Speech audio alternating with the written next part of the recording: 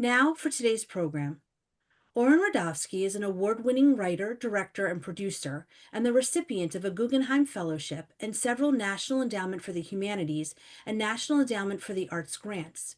His film, A Life Apart, Hasidim in America, was shortlisted for the Academy Awards and broadcast on PBS in 1997. Many of his other films, too many to list today, have also been nominated for a variety of awards. Oren was the producer of media for the 40 permanent film installations at the Russian Jewish Museum and Tolerance Center in Moscow, which opened in 2013. Oren's latest film is Elie Wiesel, Soul on Fire. Nadine Epstein is an award-winning journalist and author. Since 2004, Nadine has been the editor-in-chief and CEO of Moment magazine, which was co-founded by Elie Wiesel and Leonard Fine in 1975. Nadine is also the founder and executive director of the Center for Creative Change. Nadine speaks widely about anti-Semitism and is the editor of Elie Wiesel, An Extraordinary Life and Legacy. Her most recent book is RBG's Brave and Brilliant Women, 33 Jewish Women to Inspire Everyone, which she wrote in collaboration with the late Supreme Court Justice Ruth Bader Ginsburg. Please welcome Oren Rudavsky and Nadine Epstein. Thank you, Suzanne. Hello, Oren. It's so Hi. great to have you with us today. I'm so happy to get to talk to you about your beautiful film about Elie, Soul Thank on Fire. And it's actually one day, tomorrow, July 2nd, it's 9 years till that Ellie's been gone, which makes this a very fitting time to have this conversation. And it's hard to believe that he's been gone 9 years. It seems like just yesterday to me. So, we'll start in the very beginning. What made you want to do a film about Elie? And had you met him before you did the film?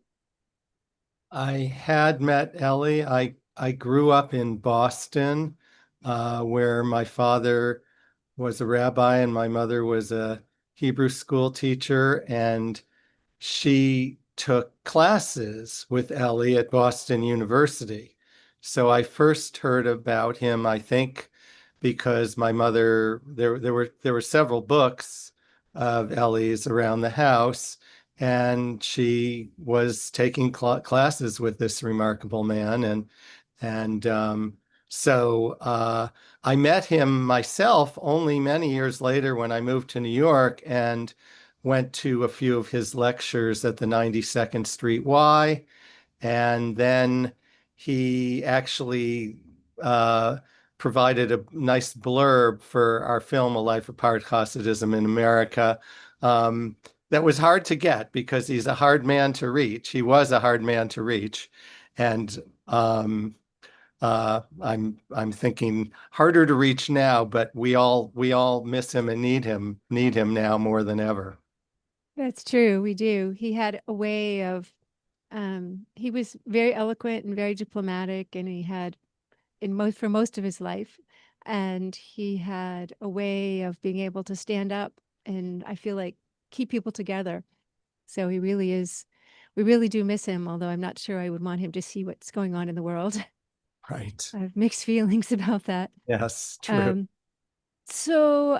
What made you want to actually do a film about him, though? How did Yeah, it well, come about? actually, the film, this occasionally happens, and it's wonderful that it does. The film actually came to me and my partner on both A Life Apart and a film called Hiding and Seeking was Menachem Daum, who passed away 2 years ago. And Annette Insdorf introduced to Alicia and Marion the film Hiding and Seeking because there had been many filmmakers approaching them who wanted to make a film about Elie. And Annette was sort of a gatekeeper. Annette Insdorf is a professor of Holocaust studies and film, professor of film at Columbia University, and who's written about Holocaust film and among other things. And she's a friend of the Wiesel family, and so she was like a gatekeeper. And actually, she and her husband Mark said, I think Oren Rudavsky and Menachem Daum are the right people, and Alicia and Marion should see the film. They loved the film. And then we met with them. It wasn't an immediate shidduch. We had to figure out. I was honored to have the opportunity to make a film about Elie Wiesel. We had complete creative control over it. That's the only way I make films. But we had to figure out how to make a film about Elie Wiesel because his life is so far-reaching and has so many chapters to it. And we knew right off from the bat that we could not tell all the stories. But we knew also right off the bat that his voice had to be central, his actual voice. And that became the real conceptual framework for the film in his own words. And so that's how the project came about. And we met Marion and Alicia and had intense. Marion is nothing if not and was not anything but an intense woman. She with piercing eyes. I can still feel her eyes on me when I was speaking to her, and she never let a single thing pass. So we had a connection, and that's how the project started, and that's just the beginning, of course, of a film project. But that's how it began. Which, of course, took you several years. This has been going on for maybe, I think you maybe interviewed me 4 or 5 years ago for It was this. only time has a way of fooling us. Yeah. It was about I think it was 4 years right now, like literally this month, Yeah. something like that. And yes, you were in the early pool of interviews and on a trip to Washington. Yeah. Yeah. So it's beautifully crafted through Ellie's voice, and you have all this footage of Elie speaking, and of course he's such a eloquent man. Where did you find all that footage? Yeah, well, first of all, I want to say it didn't start out being to the degree it was. I met many wonderful students of his, who Martha Houtman, who was his gatekeeper at Boston University, said, "Oh, you must speak to Sonari Glinton, and you must speak to Alan Rosen in Israel, and you must speak to uh, Reinhold Boschke in Germany, and all these other people." I spoke to and interviewed more than 40 students and a bunch of other people, and as you know, including you, you're not in a lot of people are not in the film because we realized that we wanted Elie front and center. And then, as you say, there's a lot of footage and audio of him speaking, and they're the obvious places to go, like the 92nd Street Y archive, which I recommend to everybody to go visit because you can listen to his wonderful talks, very intimate talks. Very little of them ended up in the film because of the way Elie tells a story in a circular way, which takes quite a bit of time, does not work in a film. But so there was the 92nd Street Y. There were PBS interviews with Bill Moyers, one of the greats who just passed away this past week. Yeah. Yes, love Bill Moyers.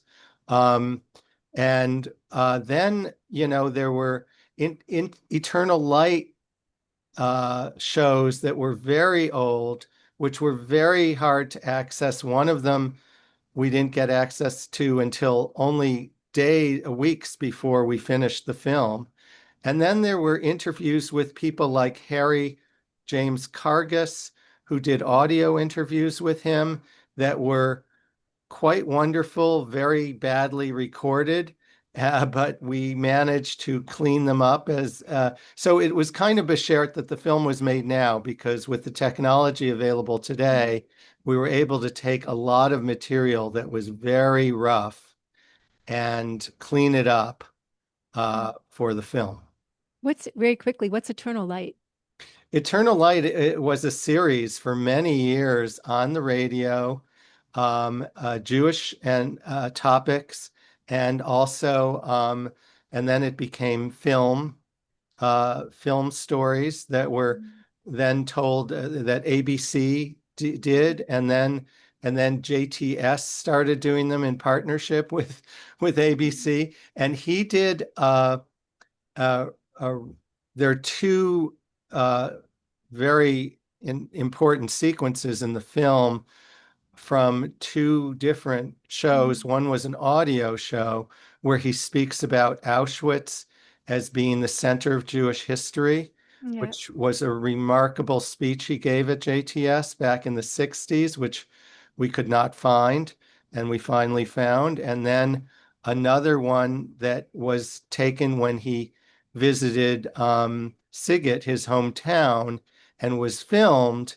And again, something about how he turns a phrase is just truly magical, poetic, prophetic. Yeah. So He that's was a what true Eternal Light is. storyteller.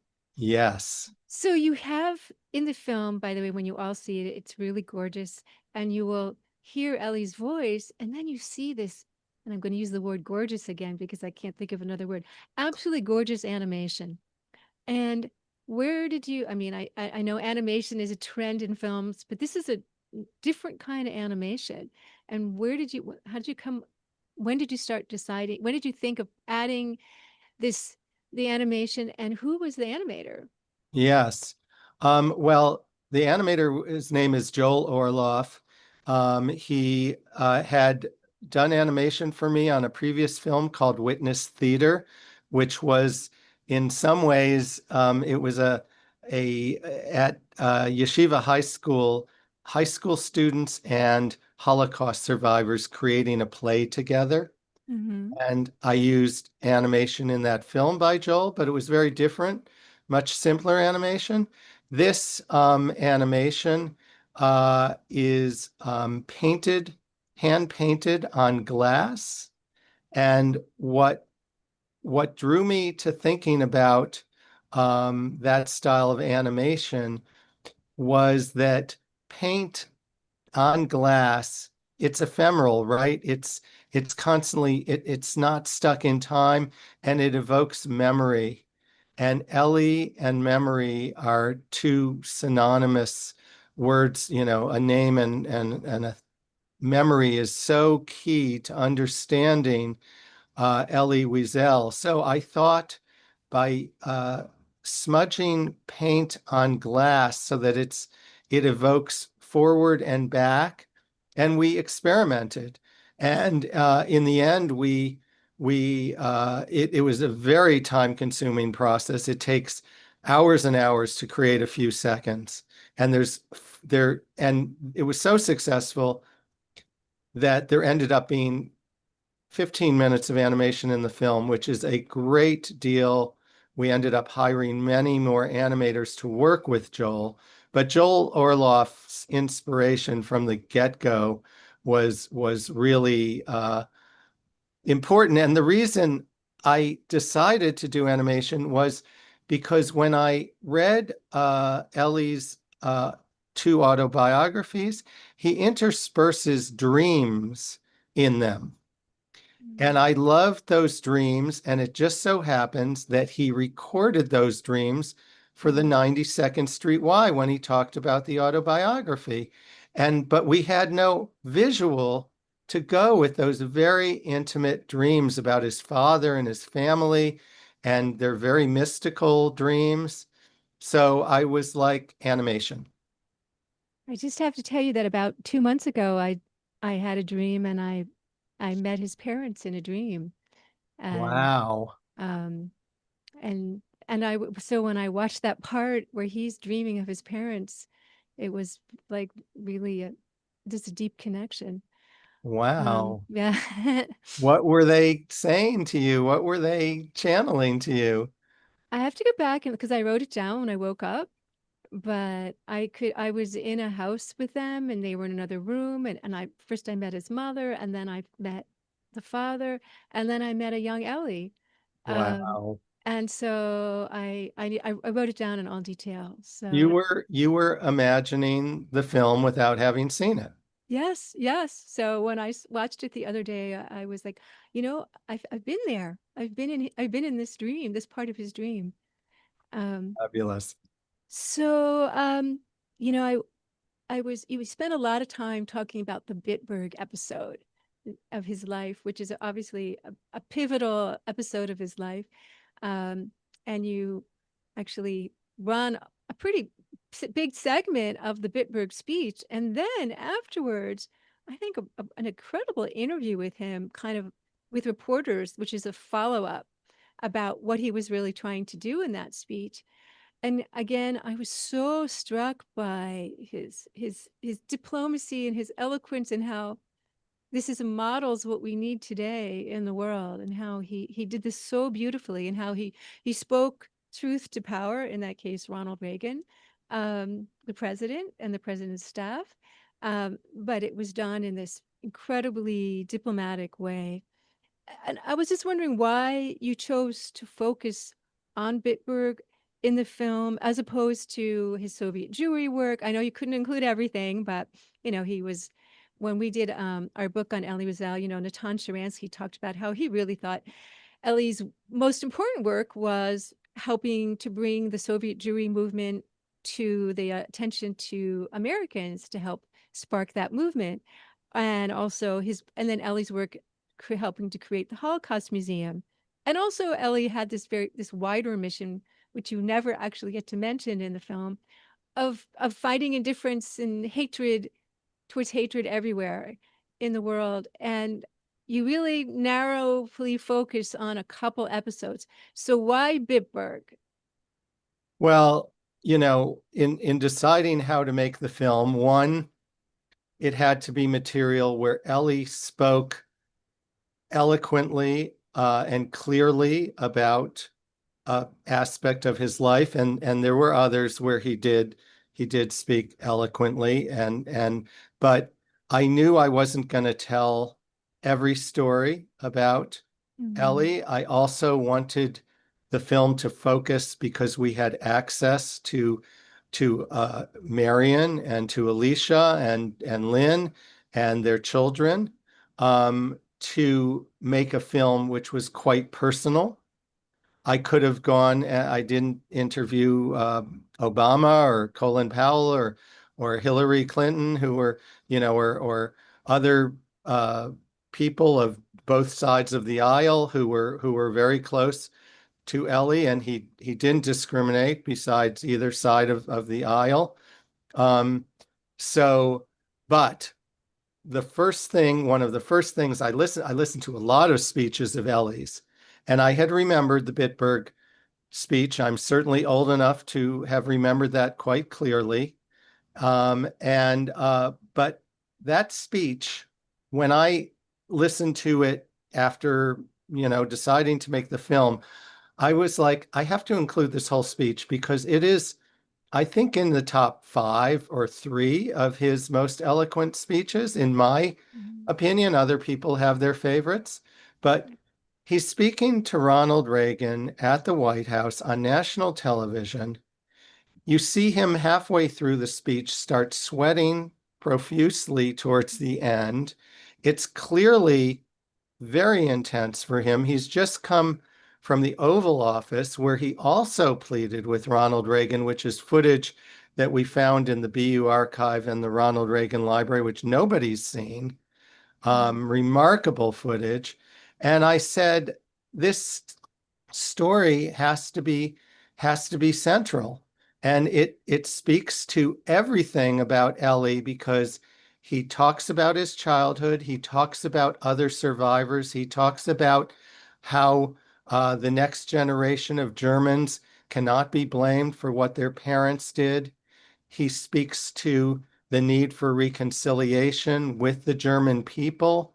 He Yeah. speaks to how he believes in silence and memory, but he believes in speaking truth to power. This was by far the biggest platform I think he had ever had, by far, and he hit it out of the park in such a, considering today's political environment, in such an elegant way. And might I add, Ronald Reagan also was very elegant and eloquent, even whether you agree or disagree with what he had to say, and Mm. whether he made a faux pas or not, or made a mistake in going to Bitberg, which I believe he did. And but it's a fascinating moment in history, and it propelled Elie from a quite well-known figure in the Jewish world and among Christian theologians to a national, and might I say international figure Yeah, and it propelled him to the Nobel Peace Prize the next year. next year. But the civility in the conversation between both Reagan and Elie, who disagree on this very important point, um, is really moving right now. Yeah, and I chose to, I decided, am I going for breadth or depth in this film? And Mm. I kept, because people said to me, oh, shouldn't you include this and that?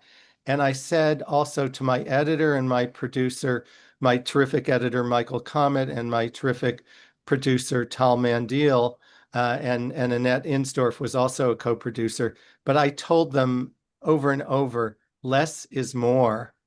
I Yes. don't, and I don't want to bite off more than we can really chew. And the film an tries to have an arc to it and it's Mm. circular the way Ellie's, it tries to be circular in that same way. So, and I've probably been asked this question before, but what did you learn about Elie that you didn't know when you started? Like, was there something that you just really struck you as meaningful that you just weren't aware of? Um, well, I spoke to Marion, Mm. who, and to Alicia, and what I knew from those interviews, and it's included, is um, Elie, I don't believe ever got over what he went through, and different. I have family members who are Holocaust survivors, and everybody survives and hopefully thrives. It took Elie quite some time Yes. to overcome his demons. And I know for a fact, because his family told me, he didn't sleep very much. And he woke up very early to write, 4 in the morning, they say, 5 in the morning. Elijah used to get up with him at that time. There's a lot of things that I didn't include, which is that more of Ellie's sense of humor, his love of movies, his love of Westerns and you know, comedies. Um, but Elie was, both tortured but knew how to tell a joke, Mm. and never was able to uh accept that he could not save his father. That, as Marion says, was a deep, deep wound. And Mm. I also learned how hard it was to be the son of Yes. Elie Wiesel. I mean, Alicia's in the film and speaks beautifully about his struggles and quotes from letters that they wrote back and forth to each other. And one of his babysitters told about how Elie would write his son's letters when he had to go out of town at the age of 2 and 3. So, you know, but really, I made a lot of films, and sometimes you make films and you don't love the character you're making a film about as much as when you started. Mm. Well, Elie broke the mold because I the depth of his concern for his students and his friends was profound, and the privacy he maintained with his family was profound. And it's just what a remarkable guy. His students would spend 5 minutes with him and felt like their lives were changed, truly. Yeah. I mean, he was like every time he called me or every time I visited him, he always started the conversation with, "What can I do for you?" Which was, nobody asked me that kind of question. It's always, "What can you do for me?" And he always asked, and then he was really genuinely serious about that. Like he really wanted to help. He really connected on a personal level, and that stays with you. It lives Totally. with you. Yes. Um, so what was the hardest thing about making this film? I mean, you spent all these years making a film. Um, got to be some very hard moments. Yeah, well, I worked on trying to make something about, there's a whole story of the US Holocaust Museum, for example. Yeah. And I tried so hard to make that work, but Elie really didn't speak in a comprehensive way about that experience.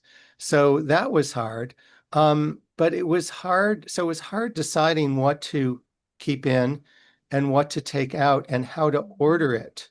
One of my favorite sequences, which I want to leave for people to see, was at this Newark middle school with students, and it was there are challenges to every situation, but they made it very easy because they were so eloquent and such serious students.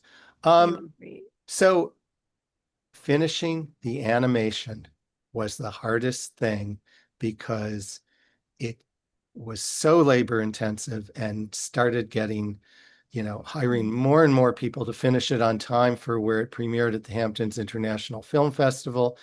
It was touch and go. The budget was being strained.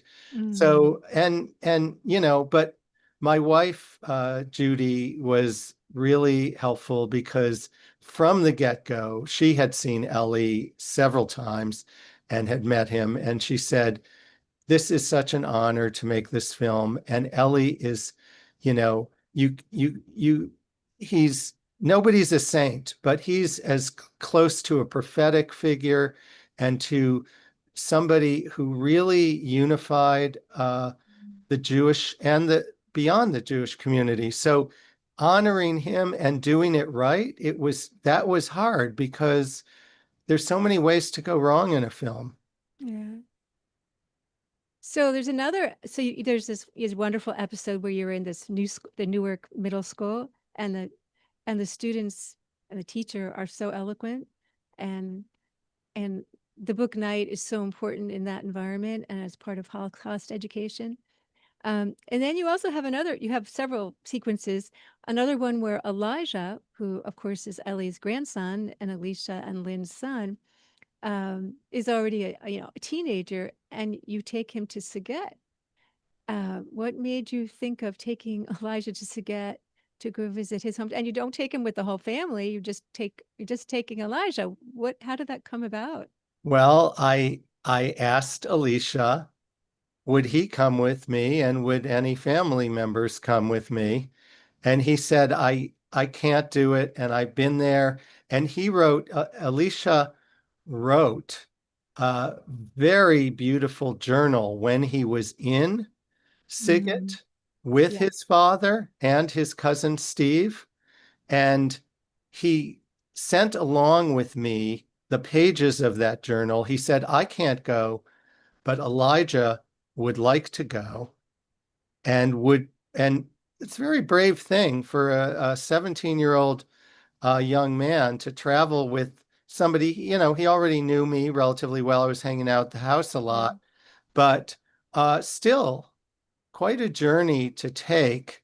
It ended up being, Alicia's blessing to us because, first of all, Elijah looks so much like Ellie. uh, a young Ellie. Elie with his long hair, Long, gorgeous hair. with his gorgeous hair. He has something about his demeanor that is very gentle and very sincere. And it gave me a way to visit the Elie Wiesel Museum in Siget with him there, and to visit the cemetery, where don't give any giveaways of what happens there. I will. But very powerful experience to be there with him. And so that was really Alicia's gift and Elijah's gift to me. And it was an intense 72 hours really in Siget, where some of my film equipment disappeared. I won't say stolen, because maybe it was in God's hands, but that town has a very special atmosphere, which I think comes through. It So, feels like Elie. You can understand how Elie would have come from there. and I noticed you actually, well, there were a lot of people that you interviewed in the film that, of course, I know. Some of whom have passed away since the film was made too, but and one of those is Marion. And Mar- Marion and Ted Comet. Marion, Ted Comet, Mark Podwell, Oh, Mark Podwell, yes. Larry Langer. I think that those people have all passed away. I interviewed them. Marion and Ted were among Ted was 97 when I Or first 97 or interviewed 98. him. Yeah, he He just lived to died at be over 101. 100. Yeah. And Marion was no youngster. I'm so glad I interviewed her early, because she helped shape the film. She was really important. She was very good in the film, and I'm wondering what she thought of the film, because I know she saw it before she died, which was Yes. just really, she died this early this winter. Yes, she died Shortly at after the film was debuted and opened in New York. yes, the film was chosen by the New York Jewish Film Festival. It had 2 screenings there, and Marion and Alicia and several of the students from the Newark school with their teacher, Paris Murray, came. And Marion afterwards had 2 things to say to me. She said, "Oren, I have to apologize if I made your life difficult. I wanted to stand up and say that publicly. She didn't make my life so difficult, but she is tough, you know. But you know, everything she told me, nearly everything, I listened to and followed. And I didn't have to, but because she was right. But the other thing she said after she saw the film is, she said, the only thing that was difficult was the film made me fall in love with Elie all over again." Oh, So it's so sweet. it's nice to get great audiences and people really liking the film, and the film has been selling out all its screenings. But to have Marion say that is the highest compliment. That's true, because she's not someone who gave compliments very easily. And And so, Alicia is very, very pleased with the film as well. So Mhm. we're that you always want, when you make a film like this. I don't make films which are like exposés, and even if I wanted to, there's no expose to make.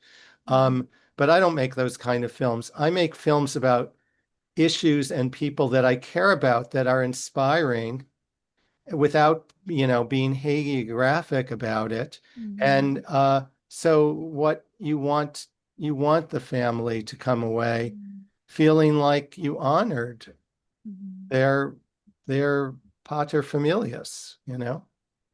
So, and where can we see the film? Where can people see the film? Well, It's yes, not that easy to see yet. So tell us, where's it right. going to be? Like, what kind of film festivals, and when's it going to be on PBS? So give us a little Yeah, overview. it is an American Masters film, but I really encourage people to see it on the big screen, because it makes a huge difference. And it's been at over 25 mostly Jewish film festivals. Mhm. And it is going to be in one in the Berkshires in 2 weeks, and one in New Jersey, and in Deal, in your hometown, right? And Well, I'm going to be, yeah, on July 27th at the Axelrod Jewish Film Festival in Deal, New Jersey. The film will be shown, and I'll be speaking about the film and about Elie um, in Deal, which is where I grew up, and also where actually Elie, Marion, and Alicia did briefly lived for a few years in the summer before they oh, moved to Connecticut. Uh, and I'm going to be there's a screening at the Berkshire Jewish Film Festival on July 21st in Lenox, where I'll be doing a Q&A, and it's going to be in San Francisco July 19th and 24th at the San Francisco Jewish Film Festival, and Annette Insdorf will be there on the 19th. And there are probably others that I'm not remembering, but the bigger thing is, it's going to have a theatrical release, which means at least 1 week runs in New York, starting September 5th at IFC Cinemas on 6th Avenue and 4th Street. mhm. And it's going to be in LA at the Laemmle Theaters. We don't know where exactly, but I think beginning October 3rd. And it will probably be in Florida again for a theatrical run, and possibly Boston and elsewhere. So we have a website at elieWieselthefilm.com, which needs bravely to be updated, but it's going to be updated with all these dates. So that's where you can Suzanne find out more. Suzanne has very wisely put that in the chat. So you can go to the chat and you can copy that link so you have it. And it's basically elliewieselfilm.com, so you can get updates on the film. Um, so there's a really good question in the chat, and it kind of it's not about the film, but it's about what would Elie Wiesel. I mean, there are many good questions in the chat, in the Q&A in the chat, but one of them was, what would be Elie have to say about the rise of anti-Semitism today? And I'm wondering if you've thought about that and how the film addresses this. I mean, not directly, obviously, but how does the film does the film have a response to this in some way? Well, the film and Elie, just talking about what he was feeling as far back as the 40s and 50s, which is he wrote two versions of Night, the Yiddish version and the French version, which became the English version, very close to the French version. And in the Yiddish version, which is really written for Jews, he is feeling like already in the 50s that people are forgetting that Germans who were Nazis are walking in the streets, and it's forgotten. The lessons of the Holocaust are already forgotten. So anti-Semitism, in the French version, his version is more universal and less condemning of anybody, but more asking, really fundamental religious questions that he's tormented by. But clearly his life, and even the fact that when he comes to the United States, this is not in the film, but people don't want to talk about the Holocaust. People don't want to hear him in lectures. And it's only after 1967, after the Israeli surprise victory, which felt like a messianic moment to many Jews and many people around the world, that suddenly, for some reason, people feel liberated more to talk about what Elie had already been talking about for many, many years. And, his belief in Israel, that there was a place that Jews could go to, is fundamental to him. He never criticized Israel. And his fears about anti-Semitism, he wrote about The Zionism is Racism at the UN in 1975. He wrote a big editorial, and he spoke about it constantly. And today, he would have both been heartbroken and would have spoken up. He would have spoken up in whatever form and ways he could have. And I think his message would have been, you know, the Jewish people have 2,000 years of anti-Semitism behind them, and look at all the good things they've given to the world. The monotheistic Judeo-Christian tradition, um, which includes Muslims, by the way. And he would have tried to seek a unifying message. And I think what's important and what draws people to the film is they are searching for a leader who is compassionate and sensitive and warm and understanding. And bipartisan, and Yes. has the ability to speak in a way that brings people together as Well, opposed to dividing people. well, I just recently said to Alicia, we may not disagree, we may not agree on absolutely everything, but what we do agree on, because Alicia said this to me first, is and has been preaching also, we are one people. The Jewish people are one people, and we need to listen to each other. Yes. And one of the things I think is very relevant from your film is, I mean, he does talk about Holocaust denial and mention how, and that is a very big component of anti-Semitism. And it's something that he Absolutely. was very, very aware of in his life.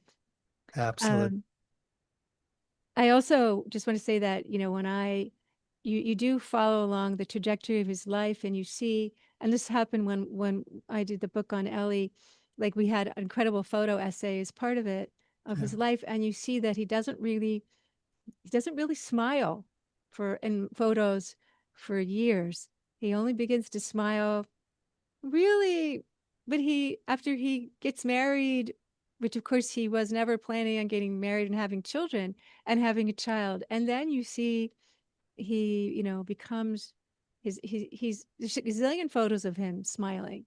Um, and you see the evolution of him.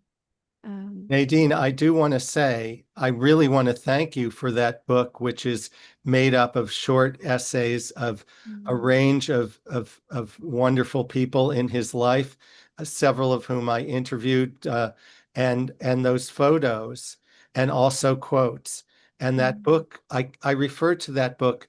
You may not see it in the film, but I mm. refer to that book many, many times over the course of making the film. It was really helpful. It's a It's beautiful book. It's right there over your shoulder. It is right there. And I also got a call from Marion after she read it and said, it's so beautiful. I love this book. And I apologize if I was difficult. And, and but thank you so much for doing the book. And which was very, very sweet. Um, and I was very touched. I was very touched by that. Um, well, is there anything else you'd like to add about the film before we wrap up? Um, no, I guess I just, by the way, it won this Yad Vashem Prize at Dak Aviv recently in Tel Yeah. Aviv, which was awarded by Yad Vashem. And I do take that to heart also as very important and meaningful to me. Um, I just want to say how much of an honor it was to work with Marianne and Alicia and the kids and his relatives and all those wonderful people who all those interviews are going to eventually, some of them at some length are going to be archived on either our website or the American Masters website. And let me add, in January of 2026, it will be on American Masters also, PBS American Masters. Um, before I forget, so is his sister still alive? No, his Okay, she sister, that also, okay. interview with his sister, we'd seen it. It's an interview in French. The quality wasn't very good, but it was part of the Shoah Foundation's, Mhm. Righteous Persons Foundation's work. And thank Steven Spielberg for that, really. Yes. And and we were looking for unfortunately, his other sister who passed away in Montreal. She didn't do an interview. She died too young for that. And and then there's so many wonderful interviews that I did. So I hope that I can share them. I also want to just have a shout out to Alan Rosen in Israel, who didn't make it into the film, but was so generous in sharing so many stories with me about Elie and did do a wonderful interview as well. Wonderful. Well, thank you so much. I know I can see everyone's looking forward to seeing the film. I think it's going to be available to see. I obviously be on PBS in January.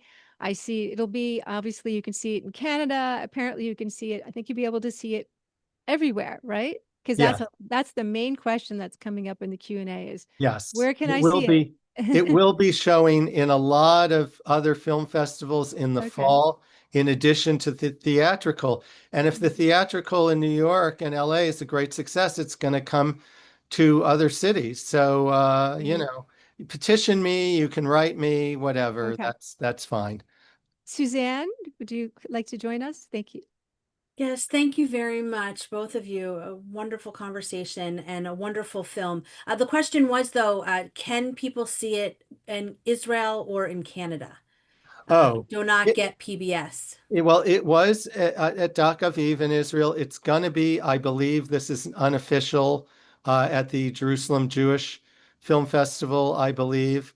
In Canada, I know it will be making it to some of the film festivals there, but I know that it's not going to be in Toronto Jewish Film Festival this year, unless you petition him. No, it's too late for that. But I think he said he would be showing it in Toronto. Um, it will play in a lot of other places. Um, and then it will eventually be streaming also, and Mhm. it will have other TV broadcasts, but that's 2026 Right. most And likely. will it go to any film festivals that are not Jewish so that Yes. great. Yes, it was.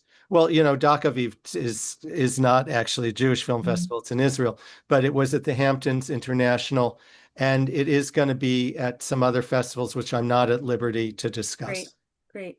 Well, thank you again, both of you, for joining us today. I want to thank our audience. As Nadine said, I put a link to Oren's website in the chat. We will send a follow-up email that will include a link, and please share that with others. And go to momentmag.com where you can subscribe to our magazine and you can purchase the book that Nadine has done, and you can register for additional programs. Thank you very much. Thank you. Thanks, Thank Suzanne. Bye, you. Warren. Thank you. Thank you Bye, so much. This everyone. was wonderful. Thank Thank you. you.